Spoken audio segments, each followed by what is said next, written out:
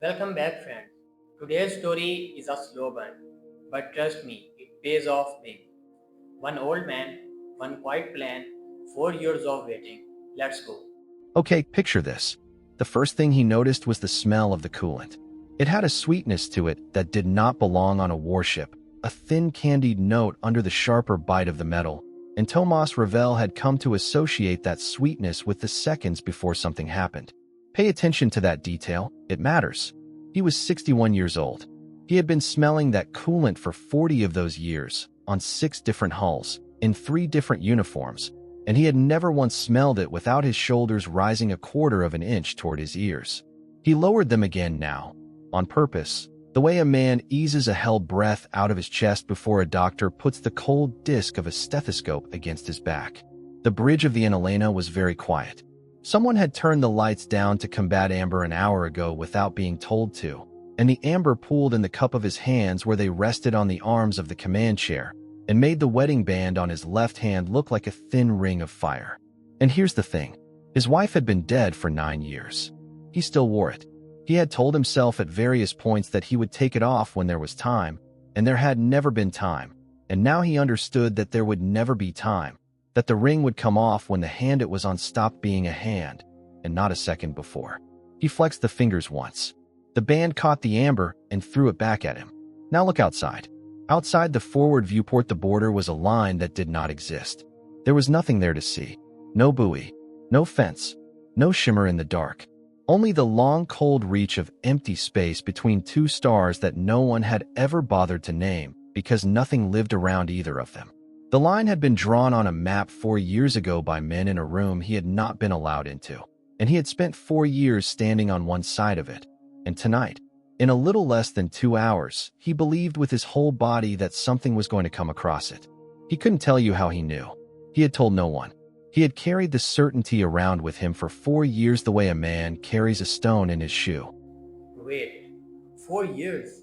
He knew this was coming for 4 whole years. Okay, I am locked in now. And refuses to take the boot off, because if he took the boot off, he would have to look at what the stone had done to him, and he would have to put the boot back on anyway. So he just walked. A young woman stepped up to his right elbow. He did not turn his head. He knew the sound of her step, the small, uneven hitch in the left ankle from a fall she had taken at the academy 6 years ago and had never bothered to have properly set, the way she always paused half a second before speaking, as if to give him room to hear her coming. "Coffee, sir," Mira Okafor said. He took the cup. It was warm through the ceramic.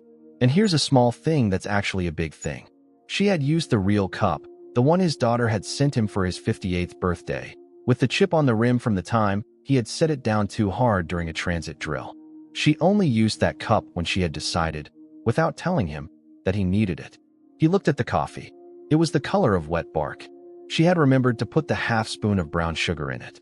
He drank. "Thank you, Lieutenant." "Sir." She did not move away. He did not ask her to. They stood together in the amber and watched the line that did not exist, and somewhere behind them a young man at a sensor station coughed once and apologized to no one, and somewhere further behind that a chief petty officer was murmuring to a tech about a bad solder joint in the language chiefs and techs used with each other, half affection and half profanity, and Ravel thought that if he could have stopped time at any moment in his life, if he could have lifted one moment out of the river, and held it up to a light, and kept it forever, it might have been this one. The coffee, the chip on the cup, the cough, the murmur, the amber on his ring, and then the forward sensor pinged. Oh no, here we go. You can feel it, right? Something big is about to happen. It was a small sound. It was the sound a microwave made when the food was ready. It was the sound a child's toy made when the battery was nearly done. Here's what I love about this detail. It was a sound that had been chosen decades ago by a committee of psychologists to be small and unremarkable on purpose, so that the men and women who heard it would not panic, so that they would have 1.5 seconds of ordinary human breath before they understood what the sound meant. He had always thought that committee had been kind. Myra's hand tightened a fraction on the rim of his chair. He felt the change in the air on his arm, the way the bridge gathered itself, the small intake of breath from 20 different lungs at 20 different stations. He did not turn his head. He drank the rest of the coffee in one slow swallow.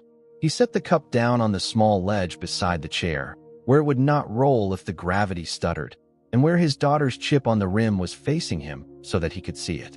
"Numbers, please," he said. The censor officer's voice was younger than it should have been. He was 24. Yeah, you read that right. 24. He had been 20 when the treaty was signed. He had grown up, in some real sense, inside the treaty, the way a child grows up inside a house, believing the house is the world. His voice did not shake. Ravel was proud of him in a way he would never tell him. 417 contacts, sir. Information. 417 chips. And he sent just one chip to the line. Why? Crossing the line in approximately 1 hour, 52 minutes. 417. And here's where you really need to pay attention. Ravel closed his eyes for 1 second. He had a small private habit, one that he had never told anyone about, one that he had kept since he was a junior officer on a ship called the Halberd in a war that ended before this one began. When he heard a number that was going to matter, he said it to himself in his mother's voice. Just his mother's voice. His mother had been a schoolteacher in a small town on the coast of Portugal. She had been dead for 31 years. She had taught children to count. He heard her now, in his own head, in the kitchen of the house he had grown up in, with the radio on low and the smell of bread, saying 417, in the patient warm way she had said the times tables to him when he was 8. He opened his eyes. "Thank you, ensign," he said. "Hold your station." Outside the viewport, 417 points of light were not yet visible. They would not be visible to the naked eye for another 40 minutes. But he could see them anyway, the way a man can see a thing he has been waiting on for a long time.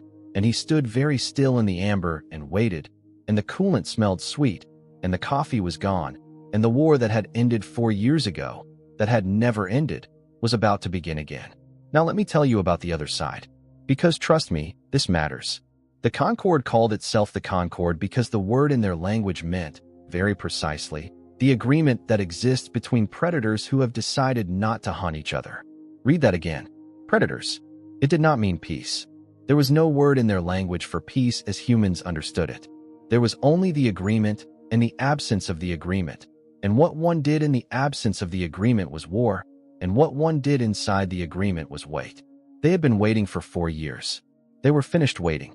First Voice Threnukal stood on the command tier of the lead carrier Veshmarinu and watched the human star grow in her forward display. She was 3 meters tall at the shoulder when she stood at her full height, which she rarely did inside her own ship because the ceilings had been built for the comfort of her crew rather than her vanity. Her hide was the color of wet slate. Her 4 eyes were the color of old amber. And here's something you should know about her. She had won every campaign she had ever been given. She had won them so completely that the histories of her people had begun to use her name as a verb. To threnu a planet was to take it in such a way that the surviving population thanked you for the manner of their defeat. But here's the part that surprised me. She had not wanted this campaign. She would not have admitted that to anyone, and she barely admitted it to herself, but she had not wanted it. The humans had been an interesting opponent in the First War. They had lost, of course. They had lost on every measurable axis. But they had lost interestingly, and Threnukal, who had spent her long life in the company of opponents who lost in the predictable ways, had developed for them a feeling that her language did not quite have a word for. The closest word in human standard, she had once been told by a translator, was respect. See, I love this. She is not a bad guy. She is just a soldier doing her job. She had filed the word away. She did not entirely trust it. And get this, the treaty had been her recommendation. She had stood before the high voices on the home world, in the great chamber where the floor was a single sheet of polished basalt and the walls were carved with the names of every war her people had won, and she had said, in the long, careful cadences of formal speech, that the humans should be left alone for a time. Not forgiven, not embraced, left alone, allowed to believe that they had been spared. The high voices had listened. They had granted the treaty. They had also, she understood, been counting the years from the moment they granted it. And now the years were up. They had given her this fleet, and the orders that came with the fleet were not orders she had written. The orders said, surprise. The orders said, they will have grown soft. The orders said, Their treaty forbade them from building warships above the 7th class, and from fortifying their inner systems, and from constructing orbital weapons platforms above a certain yield, and we have watched them through every channel we have, and they have obeyed. And she believed it. Why wouldn't she? She had read the surveillance reports herself. The humans had obeyed. Their shipyards had produced civilian hulls, transports, mining tugs, colony ships with bright, cheerful names painted on their flanks. Their inner systems had grown gardens where there had once been gun emplacements. Their politicians had given speeches about the long peace. Their children had been born into the treaty and had learned in school that the war was a thing that had happened to their grandparents. But, and this is the part that gets me, she believed the orders, and yet, standing on her command tier with her 4 hands folded behind her back in the posture her tutors had taught her when she was a young soldier, watching the human star grow, she felt the smallest possible wrongness. It was nothing she could have named. It was the way a hunter feels when the forest is too quiet. She dismissed it. She had dismissed many such feelings in her long life, and she had been right to dismiss them, and she would be right to dismiss this one. Spoiler, she wasn't. First voice. Her second turned from his station. He was younger than she was by 2 long cycles, which in the reckoning of her people meant he had been born after her first war, and his hide was still the deep black of the unweathered young. He was a good officer. He was also, she suspected, a slightly better politician than he was an officer, which is the kind of thing a smart commander watches for. Yes, second, a single human vessel at the line, Class 7 cruiser, designated an Elena. 1 ship, first voice. Holding station. 1. She considered this. She allowed her 4 eyes to rest, in turn, on each of the 4 sectors of her command display. The other 3 were empty. The humans had sent 1 ship to meet 417. Hail them, she said. First voice. Hail them. I will speak to their captain. It took her second a moment. And honestly, of course it did. The protocol for a surprise assault did not include hailing the enemy. It was, in fact, contraindicated because hailing the enemy gave them time, and time was the one thing the doctrine of surprise was meant to deny them. But she was first voice. The doctrine was a thing she had largely written. She could break it. Hailing, first voice. Now back to Ravel. And listen to this, because this is the part one love. In the 4 years of the treaty, in the small hours when even an admiral could not sleep, Tomás Ravel had written and rewritten the speech he was now about to give. It had begun as 3 pages. It had become 2. It had become 1. It had become a single paragraph. It had become 4 sentences. It had become 2. By the night of the 3rd anniversary of the treaty, sitting alone in his quarters with a glass of brandy he did not drink, he had cut it to 1 sentence. And then he threw the sentence away. And he had written down what he was actually going to say, which was much shorter than that, and he had folded the paper and put it in the breast pocket of his uniform, and every uniform he had worn since had had the same folded paper transferred into its breast pocket on laundry day by his own hands, because he did not trust anyone else to do it. He touched the pocket now. The paper was there. He didn't need to read it. He had read it 10,000 times. The hail came in. Mira had not moved from his elbow. The sensor ensign had reported the 417, and then he had reported the hail, and his voice on the second report had been steadier than on the first, because the human nervous system was a strange thing, and sometimes the second shock landed softer than the first. Ravel looked at his daughter's chip on the rim of the cup. Put her through, he said. The forward display rearranged itself. The amber light on the bridge dimmed a notch further to give the image room. And there she was. The face that resolved on the screen was not, to a human eye, a face in any usual sense. It was a long sloped plate of slate-colored bone, with 4 amber lamps set in it where eyes should be, and a small dark slit beneath them that he understood to be the breathing aperture, and below that the working mouth, which was wider and more complicated than anything he wanted to think about. He had seen this face before. He had seen it in briefing files, in archival footage, in his own dreams. He had never seen it in person. He had hoped he never would. Admiral, she said. The translator turned the word into a courtly thing. I am First Voice Thrinukal of the Concord. First Voice, he said. He inclined his head a precise half-inch. I am Admiral Tomás Ravel of the Earth Coalition Navy. You stand at the line with 1 ship. I do. May I ask why? And here it comes. He almost smiled.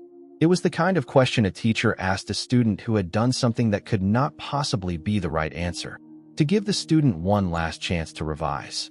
He had been a student once. He had received that question once or twice in his life. "Because I was waiting for you," he said. "Oh man." There was a pause on the other end of the connection. The amber lamps in the slate face did not move. He had read once that her people did not blink in the way humans did, that their eyes were always open and always working, and he had wondered at the time how anyone with such eyes ever rested. "Waiting," she said. "Yes. Admiral, I will be honest with you. We are about to do something to your people that you do not yet understand. I have given you the courtesy of this hail because I respect what your kind did in the First War. I do not respect it enough to spare you what comes next. I am offering you, and only you, the chance to withdraw your single vessel, and to live a few more days while we conclude this campaign. That is generous of you," he said. "It is. I would like to give you a courtesy in return." "Oh, a short speech," he said, "if you will hear it." The amber lamps shifted very slightly. The translator did not have a tone for amusement, but if it had, I'm pretty sure it would have used it right there. "I will hear it, Admiral." He took the folded paper from his breast pocket. He did not open it. He did not need to. He held it in his hand because his fingers wanted something to hold, and because he had carried it for so long that letting it lie in his pocket while he said the words it contained would have felt like a small betrayal. "First voice Thrinakal of the Concord," he said. His voice was very quiet. The bridge was very quiet. The amber pooled in his hands. 4 years ago, at the signing of the treaty, your people forbade us from building anything that would let us defend ourselves from a moment exactly like this one. We agreed. We signed. We obeyed the letter of every clause. I know this, Admiral. What we did not agree to," he said, "was to forget." Chills. Every time. He folded the paper. He put it back in his pocket. He did not take his eyes from the amber lamps. "We have not been building warships," first voice. "You are correct about that. Your surveillance has been very thorough. Your reports have been very accurate. We have not built a single hull above the 7th class. We have not fortified a single inner system. We have not constructed a single orbital platform above the yield your treaty permitted." He paused. The amber, the chip on the cup, his mother's voice, somewhere in his head, counting. "We have built other things." Oh, oh no, I have goosebumps. He planned this. He planned all of it. He turned his head, just slightly, toward the sensor station. He didn't even need to say it. The sensor ensign had been waiting for it for 4 years too, in his way, although he had only known it for the last 6 minutes. "Light the system," Ravel said. The boy's hands were already on the keys. He pressed them, and here, we go. Across 112 million kilometers of empty space, in the dark between the human border and the 417 points of light, things began to wake up. They had been built into asteroids that had been hollowed out in the first year of the treaty. They had been built into the shells of decommissioned mining stations whose papers said they had been scrapped. They had been built into the dark sides of moons that no one had bothered to name. They had been built into the empty hulls of civilian transports, and into the cargo holds of colony ships with bright, cheerful names painted on their flanks, and into the floors of orbital gardens, and into the foundations of weather satellites. They were not warships. They were, in the strictest legal reading of the treaty, not weapons. They were mining lasers. They were excavation charges. They were debris clearance rails. They were the tools of a civilization that had spent 4 years pretending, very convincingly, to be at peace, and the tools of a civilization that had spent 4 years pretending, very convincingly, to be at peace had become, by the long quiet labor of millions of hands, something else entirely. 112 million kilometers of dark space lit up. It was not a wall. It was not a line. It was a cloud of small bright suns, each one a thing that had been built in the open and called by an ordinary name, each one now turning its face toward the 417, each one a small private answer that a man in a bright office, or a woman on a factory floor, or a child welding a seam at her father's elbow, had been given the chance to write into the dark over 4 years of peace. On the bridge of the Veshmarinu, first voice Thrinakal saw her sensor display do something she had not seen a sensor display do in 40 long cycles of war. It saturated. It went white. Yes, light it up. 4 years of quiet work, all paying off in one moment. The white was not damage. The white was data. The white was the sensor saying, I cannot count this many things at once. She stood very still. Admiral, she said, into the open channel. First voice. What have you done? He did not smile. He had practiced not smiling for 4 years, and I want you to sit with that for a second. He had been afraid, in the 4 years, that if this moment came he would not be able to stop himself from smiling, and he had not wanted to give her that, because she had given him the courtesy of the hail, and he intended to return it. Iron Harvest, he said, because in the long nights he had needed a private name for it, and that had been the name. We called it Iron Harvest, first voice. It was not in the treaty. He looked at the chip on the cup. Fire, he said. Now, before you celebrate, listen, because this is where it cost them. The first thing they lost was the carapace. She was a little ship, an outrider, a class 6 that had been at the line with an Elena because someone had to ride point on the long patrols, and her captain, a woman named Inez Mara who had a daughter starting university in the autumn, had volunteered for the rotation because Andalina's captain had a son with a fever. The carapace took a Concorde lance through her bridge in the first 90 seconds of the engagement, and she came apart in the way small ships came apart, which was quickly and almost gently, the hull blooming outward in slow petals of bright metal, and 28 people who had been alive at the start of the minute were not alive at the end of it. Inez Mara was one of them. And here's the detail that breaks me. Her daughter, for star systems away, was sitting in a lecture on comparative literature at the moment her mother's ship became a flower of light and would not learn for 2 days. The second thing they lost was the platform Anvil 9, which had been a hollowed-out asteroid until 11 minutes ago. It had fired its full load into the Concorde Vanguard and taken 17 of their light cruisers off the board in a single coordinated salvo. And then a Concorde Heavy had found the seam where the asteroid's old surface met the new emplacement and had put a kinetic round through it. And Anvil 9, with 63 crew aboard, had become a slow-expanding ring of dust that the rest of the system would still be passing through 100 years from now. The senior chief on Anvil 9 had been a man named Davide Holst who collected rare seeds and kept them in small labeled envelopes in a steel cabinet by his bunk. The seeds were lost too. The third thing they lost was harder to name because it was not a ship.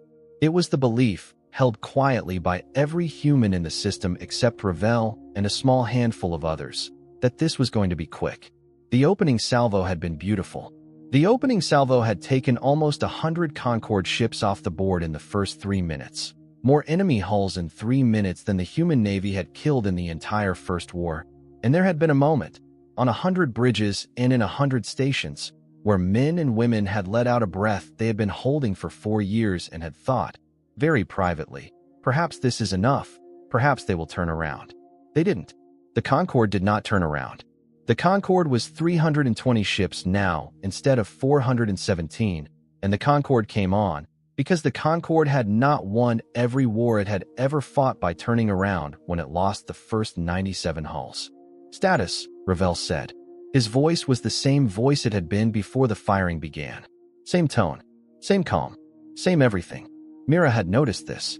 She would think about it later, in her own time, in the quiet that comes after, and she would understand that he had spent 4 years training his voice for this moment, the way a singer trains her voice for a particular note, and that the calm in him was not the absence of feeling but the long deliberate placement of feeling somewhere it would not interfere.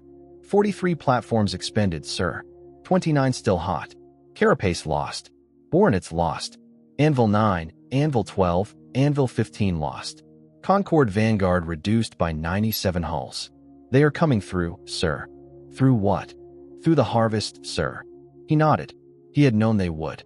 He had known, in the long nights, that the iron harvest would not be enough by itself, that no first blow was ever enough by itself against an opponent like this one, that the harvest would buy them perhaps 3 hours and a great deal of room, and that the room and the hours were what the next part of the plan was built on. He had not told the bridge that. He had told the bridge what they needed to know to do their jobs. He would tell them the rest when there was time. Bring up the second tier, he said, and get me the captain of the glass house. Okay, the glass house. Buckle up. The glass house was the trick. The glass house was the part he had argued about for 2 years with the ship designers, and for 1 year with the politicians, and for 6 months with himself. The glass house was a colony transport. It said so on the registry. It said so on its hull, in cheerful blue letters 2 meters high. It carried, in its declared manifest, 6,000 colonists bound for a world called New Aragon that did not exist. The colonists did not exist either. None of it existed. The glass house had never carried colonists. The glass house had carried, in its long apparent voyages between systems that did not exist, a single very large weapon that had been built in pieces across 9 years of treaty and assembled in deep space by men and women who had signed agreements promising never to speak of what they had done, and the weapon was a railgun. And the railgun was the largest thing humanity had ever built that was meant to be fired once. One shot. That's it. He had argued for 2 years that one shot was enough. He hoped, now, that he had been right. Back on the alien bridge. First voice. Her second was at her elbow. He had not been at her elbow before. The protocol for a campaign like this one did not require him to leave his station. He had left it. She did not reprimand him. Second, we have lost 97 hulls. I am aware. In 4 minutes. I am aware. Second. He was quiet for a moment. The amber lamps of his eyes were turned to the display, where the human side of the engagement was a strange hot mess of small platforms that should not have existed, and where the Concorde side was a column that had been beautiful 8 minutes ago and was no longer beautiful. First voice. The doctrine of surprise. Yes. Second. It assumes the enemy is unprepared. Yes. They were prepared. First voice. And now she knows. The whole plan came crashing down on her. Yeah. Read that exchange again. That's the moment the second figures it out. She did not answer him for a moment. She allowed the silence to do the work of an answer. He understood. He returned to his station. She watched him go. She was the first voice of the Concorde, and she had won every war she had ever been given. And she stood on the command tier of the Veshmarinu, and somewhere very deep in her chest, in a place she did not normally allow herself to look at, a small thing moved. Not fear. It was not fear. She knew fear. This was not fear. It was a question. It was the question her tutors, long ago, when she was a young soldier and the world was simple, had told her never to ask in the middle of a battle. The question was, what else have I been wrong about? She put it away. She would take it out later. She would not, she suspected, be able to put it away again. Press the assault, she said. Close the range. They cannot have many more of these. She believed it as she said it. She believed it because the alternative was a thing she did not yet have room in her mind for. The orders to assume the enemy was soft were the orders she had carried across the line, and the orders had been wrong, and the orders had been written by high voices who were not on this bridge, and she would discover, in the next hour, that being the first voice of a fleet whose orders were wrong was a particular kind of loneliness that she had not previously known she could feel. Now, the retreat. The Elena pulled back from the line. She had to. Ravel had ordered it himself, against every instinct in his body, because the next part of the plan needed an Elena alive at a particular set of coordinates 4 hours from now, and a flagship that died in the first engagement was a flagship that did not deliver its admiral to the place the admiral needed to be. The withdrawal was not graceful. There was no graceful in this.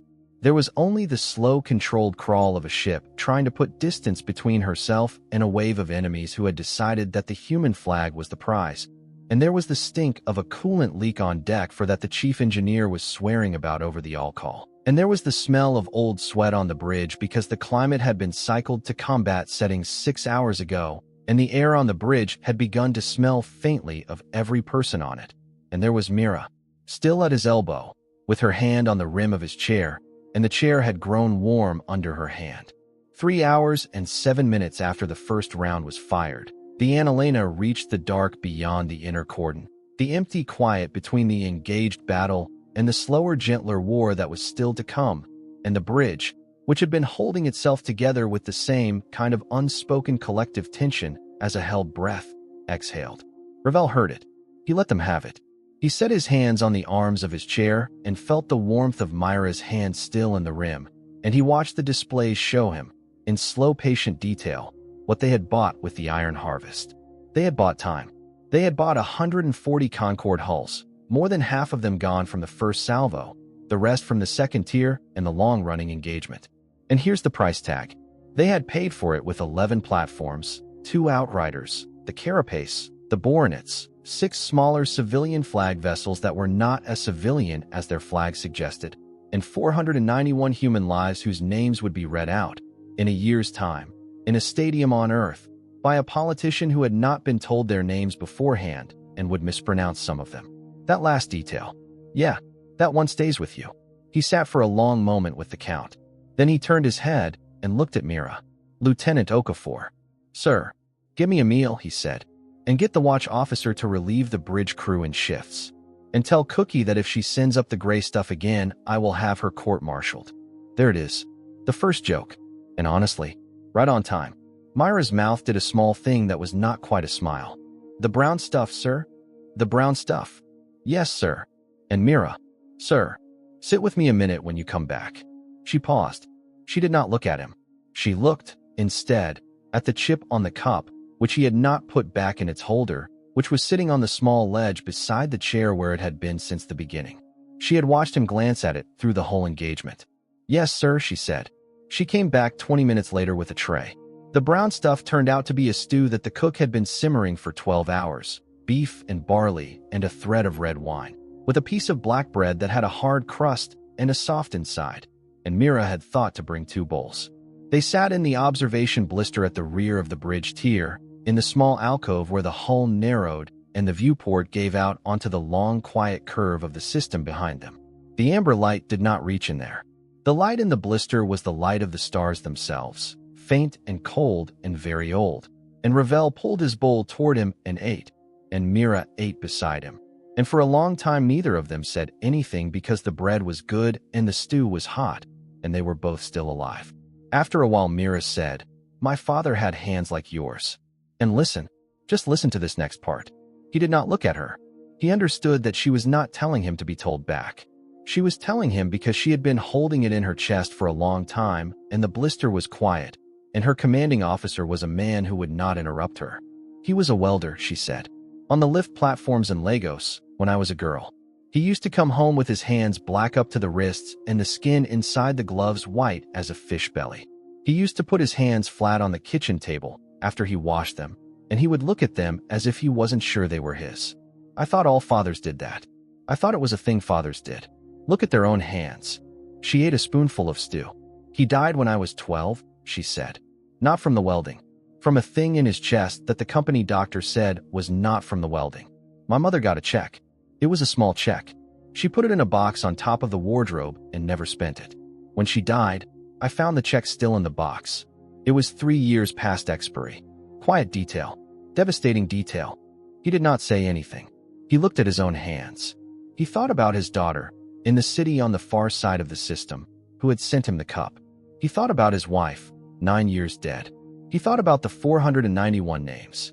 You look at your hands the way he used to, Mira said. He nodded. I am sorry about your father, Lieutenant. It was a long time ago, sir. It is never a long time ago. She thought about that. She nodded. She finished her stew. She set the bowl down on the ledge beside his bowl, and she looked out at the stars, and she said, very quietly, "We might lose this, sir. We might. Even with the harvest. Even with the glass house. We might lose. Yes. You knew that when you started. Yes. How do you sleep, sir?" He was quiet for a long time. The stars were very cold. The bread was almost gone. He could hear, behind him in the bridge tier, the second watch coming on, the small overlapping greetings of men and women relieving other men and women, the soft clink of a thermos against a console, the distant murmur of the chief engineer telling someone off in the engineering bay over an open channel. He listened to it. He let himself listen to it for a long time. I don't mostly, he said. She nodded. All right, sir, she said. Eat your bread. Meanwhile, on the deck below, something completely different is happening. And I love this scene. In the crew mess on the deck below, a gunner named Esposito was trying to teach a Martian-born ensign named Patel how to whistle through her teeth. He was failing, spectacularly. Patel had been born on a colony where the air was too thin to whistle in for most of her childhood, and she had developed, in compensation, a very precise high-pitched click of the tongue against the roof of her mouth that she could use to call her dog from across the dome. And the click was a virtuoso thing, a thing she was justly proud of, but it was not a whistle, and Esposito, who was from the Naples slums, and had been whistling at girls and boats and dogs and the moon since he was 4, had decided over the course of his second beer that he was going to teach her the proper article. Tongue, he said, tongue against the back of the teeth. It is. It is not. It is. He stuck his own tongue out and pointed at it. The mess laughed. There were 9 of them at the long table, between watches, eating the brown stuff and drinking the small ration of beer that the chief steward had quietly authorized after the first engagement on the grounds that the war could wait 20 minutes for a beer. Across from Esposito, a tall woman from Ceres named Cade was laughing so hard she had to put her forehead down on the table. Beside her, a young man who had not yet been on long enough to have a nickname was laughing in the careful way men laugh when they have not yet decided whether the senior gunner is the kind of man one is allowed to laugh at. Patel, with great dignity, leaned forward and clicked. The click was loud in the mess. It carried. 2 tables over. A chief looked up and shook his head and went back to his stew. That, said Esposito, is not whistling. It is calling, said Patel. It is not whistling. It is calling, said Patel, which is a higher thing than whistling, because whistling is for boys and calling is for getting the dog. I'm sorry. That line is gold. The mess broke. Cade laughed until she cried. Esposito put his beer down very carefully and looked at Patel with an expression of deep operatic betrayal and said, I have been outranked. And the young man without the nickname laughed for real this time, the careful watching gone out of him. And somewhere in the back a woman who had lost a cousin on the carapace 4 hours ago laughed too, because she needed to, because the laugh was a thing she could do that was hers, that the war had not yet taken, that she could put down on the table, beside her bowl and half, and Esposito, who was a kind man under his noise, saw her, and lifted his beer to her without looking at her, and drank. In the observation blister above, Ravel finished his bread. And now, the glass house. The glass house died beautifully, which was the only kind of dying he would let himself remember her for, later, when the long nights came. She had been in transit for 9 days, drifting on a course that looked like a slow drunk colony ship coming home from a failed run, broadcasting the registered ident of a Greek-owned freighter named Aspasia, ignoring 2 Concorde hails, taking a glancing hit from a curious Concorde destroyer that had decided to investigate the strange transit and not returning fire. Because the glass house could not return fire with anything except the railgun, and the railgun was for 1 shot, and 1 shot was not for a destroyer. She crossed into firing range of the Concorde main body at hour 11 of the engagement. Ravel had moved the Annalena into position at a coordinate 3 light seconds off her flank, in a debris field that had been seeded with deliberately wrecked civilian hulls during the 2nd year of the treaty, because, get this, debris fields were a thing the treaty did not regulate and a thing that was very useful to hide a flagship in. The bridge was on its 3rd watch. The amber had not changed. The chip on the cup was where it had been. He had not slept. Glass house, this is an Elena actual. An Elena actual, glass house, go ahead. The voice on the other end was a woman named Joaquina Ray. Remember her name, please. He had met her once, 6 months ago, in a briefing room on Luna, where she had sat across the table from him and had not looked away for the entire 2 hours of the conversation. She was 44. She had a husband and 2 children, and she had volunteered for the glass house because the glass house needed someone who was very good at flying a ship that did not want to be flown, and she was very good at it. Her crew was 11 people. They had all volunteered. All of them. They had all been told, before they signed, what the mission was, in the precise plain words that the program required for missions of this kind, and they had all signed anyway, and Ravel had read all 11 sets of paperwork himself, and had remembered all 11 names, and was remembering them now. Joaquina, Admiral, you are clear. I copy clear, Admiral. It has been an honor. There was a pause. Sir, she said, tell my husband the laundry is in the dryer. He always forgets. He'll let it sit for 3 days and the kids will run out of socks, and he'll send me a message about it. And then he'll find this and feel like an idiot. Please tell him I knew he would forget. Please tell him I love him. Please tell my kids I am sorry about every birthday I missed. I had to pause here. Her last words were about laundry and socks. I am not okay. Please tell them I am sorrier about the next one. Laundry. Her last words on a recorded channel. About laundry. And I cannot get over it. I will tell them, Joaquina. Firing in 30 seconds, sir. Firing in 30 seconds, Glasshouse. He closed his eyes for 1 second. He said the name in his mother's voice. Joaquina Ray. He said the other 10 names, slowly, in his mother's voice. He had memorized all of them. He had practiced them. And Elena out. Glasshouse out. The Glasshouse fired. And what happens next?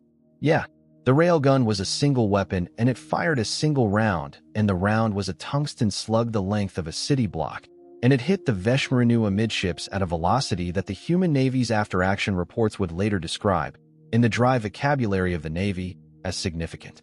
Significant. That's the word they used. I love military understatement. The Veshmarinu did not survive. 7 Concorde heavies behind the Veshmarinu also did not survive. The shot continued through them, because at that velocity the difference between one ship and 7 was a matter of fractions of a second. The Glasshouse, which had not been built to fire that round and survive, which had been built to fire that round and end, came apart in the firing, exactly as her designers had told her crew she would, and Joaquina Ray and her 11 were gone before the round had finished its work. It was the largest single act of damage that humans had ever done to the Concorde in any war, in any engagement, in any account. It was not enough. The Concorde still had 190 hulls, and the Concorde did not break. Now, back to her. And this is the part that broke me. In the wreck of the Veshmarinu, on a command tier whose ceiling had peeled back to expose the long dark of space, in the sudden silence that follows the death of every voice that had been around her for 40 long cycles, First Voice Thrinakal lay on her side and watched a piece of slag drift past her face, slowly, and she understood several things in sequence. The first was that she was alive, which she had not expected.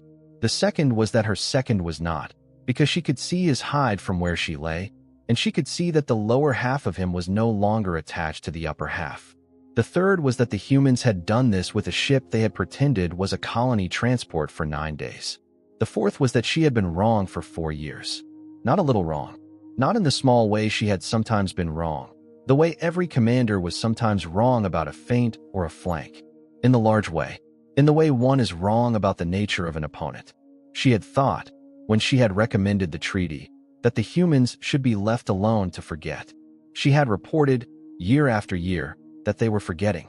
She had read their public broadcasts, their political speeches, their school textbooks, their popular dramas. She had measured the slow drift of their attention away from the war, the way one watches snow drift across a road, and she had said, in her reports, that the road was being covered. The road had not been covered.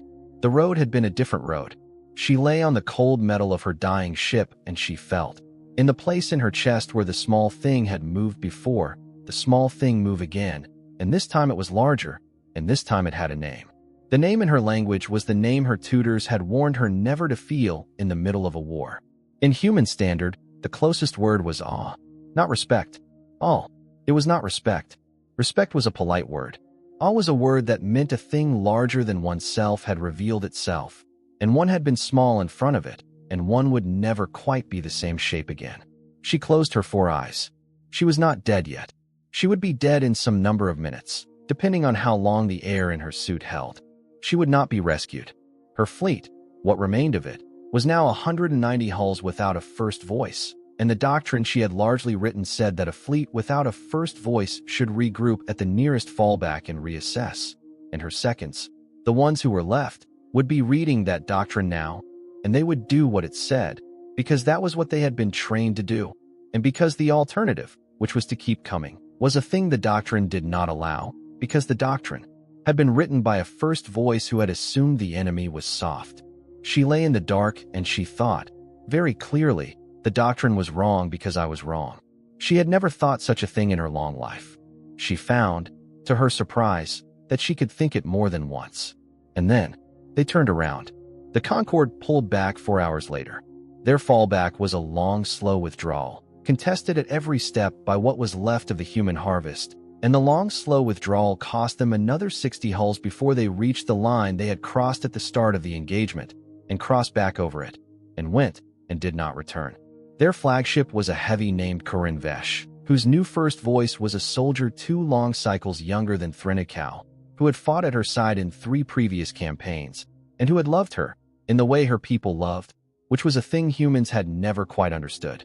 The new first voice took the Corinne Vesh across the line, and at the moment of crossing, he ordered a single salvo fired into open space behind him, into nothing, into the dark, and the salvo was 11 rounds.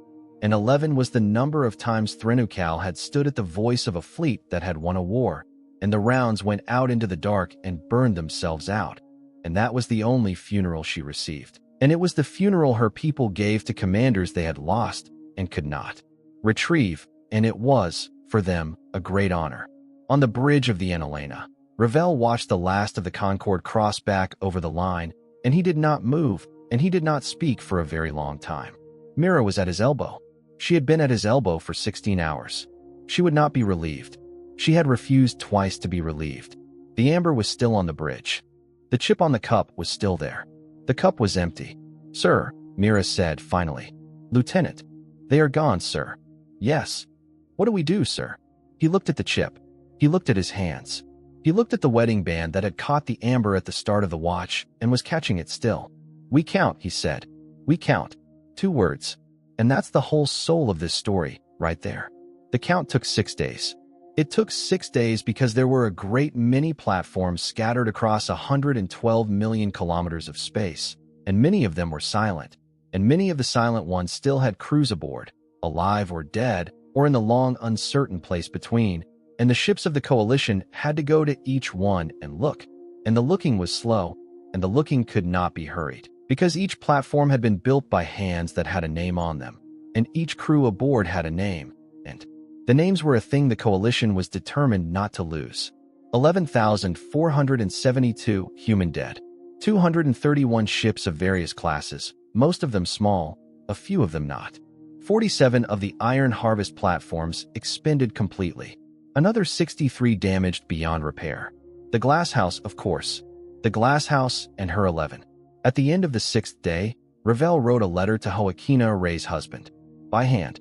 He wrote it in his quarters, by hand, on paper, with an old fountain pen his wife had given him for their 20th anniversary. He wrote that the laundry was in the dryer. He wrote that she had known he would forget. He wrote that she had loved him. He wrote that she was sorry about the missed birthday and sorrier about the next one. He wrote that her last words on the channel had been about socks. He wrote that he was telling him this because she had asked him to, and because he wanted Joaquina's husband to know that in the last seconds of her life, she had been thinking about the small things, the ordinary things, the things that made a life, and not about the war. He signed his name. He sealed the letter. He set it in the small stack of letters he had been writing for 6 days, which was now 498 letters thick, and he put his hands flat on the desk in front of him and looked at them, the way Myra's father had looked at his, and he did not weep, because the weeping had happened on the 2nd day, in the shower, where no one could see, where it was permitted, where he had let himself for 11 minutes, and then had turned the water off and had gone back to work. In the wreck of the Veshmarinu, drifting now in a slow tumble through the dark between systems, in a suit whose air had run out 2 days before any of this counting was finished, the body of First Voice Threnukal lay in a posture her people would have recognized as the posture of a soldier who had died with her eyes open. Her 4 amber lamps were dim. She had thought, in her last conscious minutes, several things, and the last of those things had been the question her tutors had told her not to ask. She had asked it anyway. Listen close. This next part is heart of the story. Do not miss it. She had asked, in the dark, what else have I been wrong about? She had answered herself, in the dark, that she had been wrong about the nature of the long road, that the snow she had watched drift across it for 4 years had not been forgetting. The snow had been camouflage, that underneath the snow the humans had been laying iron, slowly, in the dark, by the work of millions of hands, because that was what the humans did. That was the thing about them she had not understood. That was the thing her people had never had a word for, because her people had no word for a peace that was a different kind of vigil, no word for a love that was patient enough to spend 4 years pretending to forget, no word for what the humans had done to her, and she had thought, in the last seconds, that she would have liked very much to have learned the word, because a species that had a word for that was a species worth knowing, and she had not known them. Her 4 eyes had not closed. They had only dimmed. In the dim, behind them, the small thing in her chest had been still, finally, and at peace, the human peace, the piece she had not had a word for. Okay, coming home now. Slow part. And Elena went home a week after the count was finished. She went home slowly, because her engines had taken a beating in the long-contested withdrawal, and her chief engineer had told the admiral, in the language chiefs used with admirals, that if he wanted his flagship to make it home in one piece, he would let her crawl, and Ravel let her crawl. The crawl took 11 days. In the 11 days, very little happened, which was the point. The crew slept. The crew ate. The crew was relieved in proper rotations. The chief steward, who had been holding back the good coffee for 9 days, finally released it, and the smell of it on the bridge in the morning watch was a thing Ravel did not know he had been waiting for until he smelled it. He sat in the observation blister with Mira on the 8th night. The system was small in the viewport now. Earth was a dot. The dot was their dot. They watched it together. Mira had brought the brown bread again, although it was not as good as the first batch, because the cook had been working from a different flour, and Ravel ate it anyway. Mira had her boots off. She had hooked her feet up under her on the bench. He had not seen her sit like that before. He understood that the war being over had let her sit like that, and that the war being over, for a person who has been at the elbow of a commander for 16 hours straight, was a thing that took a few days to arrive in the body even after it had arrived in the head. Sir, Lieutenant, my father wrote a poem once. Did he? He wasn't a poet. He wrote one. He wrote it on the back of a parts receipt in the welding shop. My mother found it in his coverall pocket after he died, and she gave it to me when I was 17 because she said she didn't understand it, and maybe I would. Did you? Not for a long time. I do now. What was it? She thought. The dot of earth was small. The bread was almost gone. She did not look at him. I'm not going to tell you, sir, she said. It's mine. He nodded. Good, he said. That moment. That's everything. They sat. The amber was off, in the blister. Only the cold light of the stars was in there, and the slow growing light of the dot. Mira put her head down on the back of the bench and looked at the ceiling. Sir, Lieutenant, what did you want to be when you were a boy? He thought. A schoolteacher, he said. Wait, what? She turned her head to look at him. Truly, my mother was one. I wanted to be one too. I wanted to teach the times tables to children the way she taught them to me. Why didn't you? He was quiet for a long time. There was the first war, he said. I went. I came back. I had been the kind of officer who got people home alive, and they told me they needed officers like that, and I said yes, because there was going to be another war, and I wanted, very much, to be the man at the line when it came. You were. I was. And after I will go home, he said, and I will sit in my daughter's kitchen, and I will hold my granddaughter, who is 2, and I will let her pull on my finger, and I will not put on a uniform again. Sir, yes. I think you would have been a good schoolteacher. He looked at her. She was looking at the ceiling. The dot of earth was small and growing. Thank you, Lieutenant, he said. She did not answer. After a while he saw that she was asleep, with her head on the back of the bench and her feet hooked under her, and he took off his uniform jacket and laid it across her, gently, the way he had laid a blanket across his daughter, long ago, when she had fallen asleep on the couch with a book open on her chest, and he sat in the blister with the empty bread plate and watched the dot grow until the next watch came on. He did not go back to the bridge that night. And here's something I really respect about him. When Annalena came into Earth orbit, the parade was a thing he refused. He refused it by sending a single short message to the office of the Coalition Council that had organized the parade, and the message said, with respect, no. And the office of the council understood, because the office of the council was staffed by people who had read 498 letters from him in the past 2 weeks, and who knew that the man who had written those letters was not a man who was going to ride down a long avenue with bunting on the lampposts. The council gave him instead a quiet ceremony in a small hall, with the families of the dead, where he read the names. He read all of them. It took 6 hours. He did not pause for water. He did not falter on any of them. He had practiced. When he was done, a small woman came up to him from the 3rd row. She had a child on her hip. The child was about 2, with very dark hair, and was asleep against the woman's shoulder. The woman held out her free hand, and Ravel took it. You wrote me a letter, Admiral, she said. About the laundry. Oh, he could not, for a moment, speak. Yes, he said. Mrs. Ray. It was a good letter. Thank you. I did forget the laundry, she said. I did exactly what she said I would do. I let it sit for 3 days. The kids ran out of socks. I was about to send her a message about it. And then your letter came. Stop. Read that line again. Please. She turned, and she walked back to her seat, and the child slept against her shoulder, and the hall was very quiet. And somewhere outside a bell was ringing for the noon hour, and the bell was an ordinary bell that had rung at noon every day of the 4 years of the treaty, and that had rung at noon on the day the harvest was lit, and that was ringing now and would ring tomorrow. The thing about peace, the kind of peace that comes at the end of a war that should not have been won, the kind of peace that is paid for in iron and in names, is that it is not loud. It is not a parade. It is not a flag on a tall mast. It is the smell of coffee in the morning watch on a flagship coming home. It is the chip on the rim of a cup that a daughter sent her father 6 birthdays ago, because she could not think of what else to send a man who already had everything he needed and almost nothing he wanted.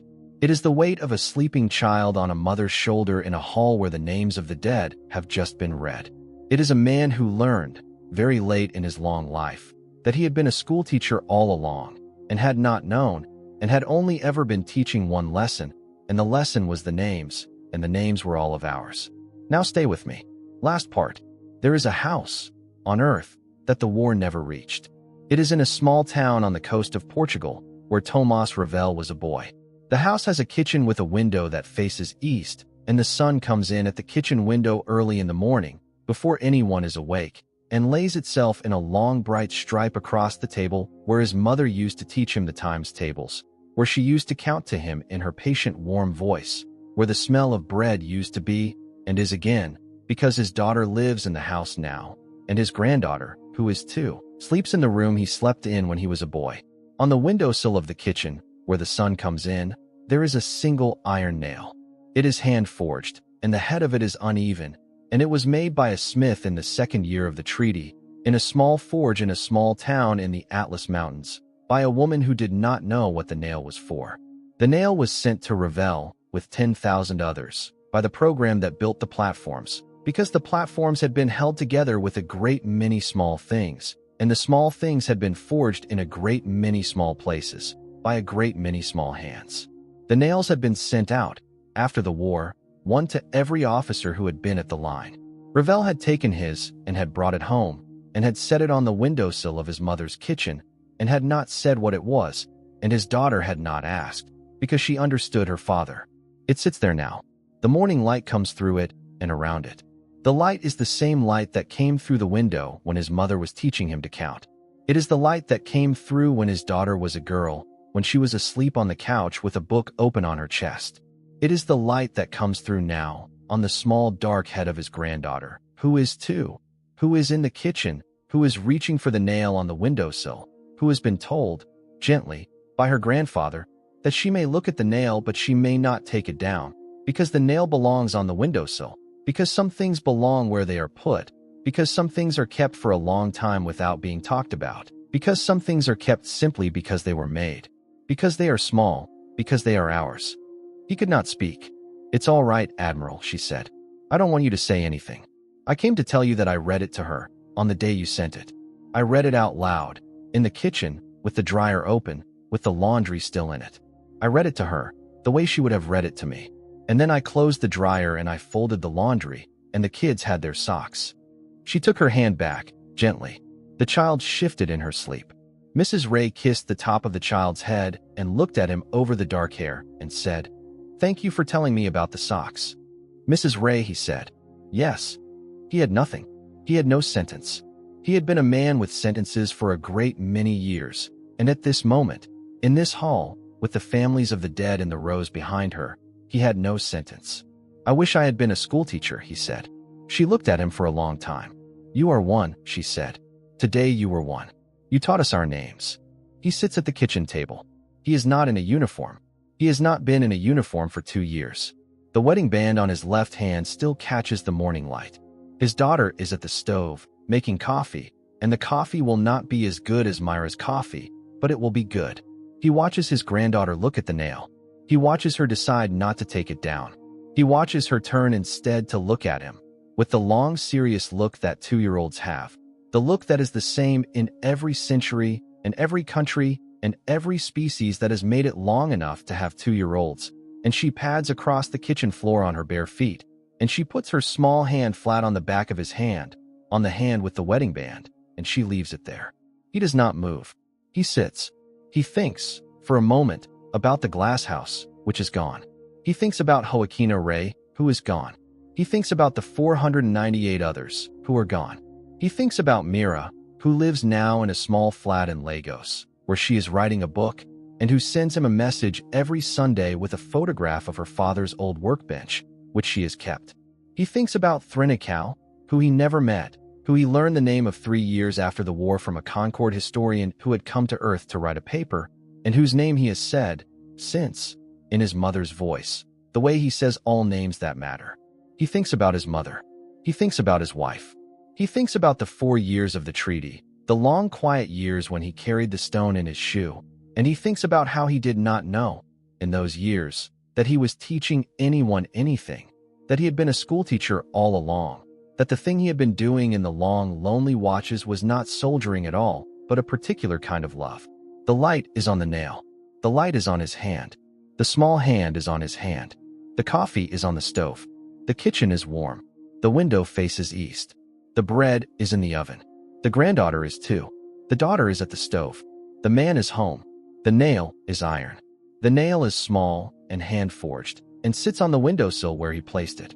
And where he placed it not as a trophy and not as a warning and not as a memorial, but as a thing that one human being, after a long war he had spent 4 years preparing to fight in the dark and 3 hours fighting in the light, had wanted to keep, because he had been given it, because it had been made, because hands had made it, because hands, in the end, were what humans had, were what they were the thing that the Concord had not understood about them, were the thing that had been laid quietly in the dark of 4 years of peace, were the thing that had answered, at the line, when the line was crossed, were the thing that was now resting, very small and very warm, on the back of his own, in the morning light, in the kitchen, in the house, in the town, on the coast, on the planet, on the long bright stripe of the sun, in the long bright stripe of the species, which had been here for a very long time, and which had been counted out, more than once, by opponents who did not know what they were counting, and which had answered, every time, in iron, and in coffee, and in laundry, and in socks, and in the names of the dead, and in the small hand of a child on the back of a hand that had once given an order, and which would, in some other century, in some other dark, when some other line was drawn, and some other treaty was broken, and some other fleet came across the empty space, between 2 stars that nobody had bothered to name, answer again, in the only way it ever had, which was patiently, which was quietly, which was with everything it had, which was together, which was home. Man, what a story. The nail on the window, the small hand on his. That is what it is all for. If this hit you hard, hit the like button. See you guys in the next one.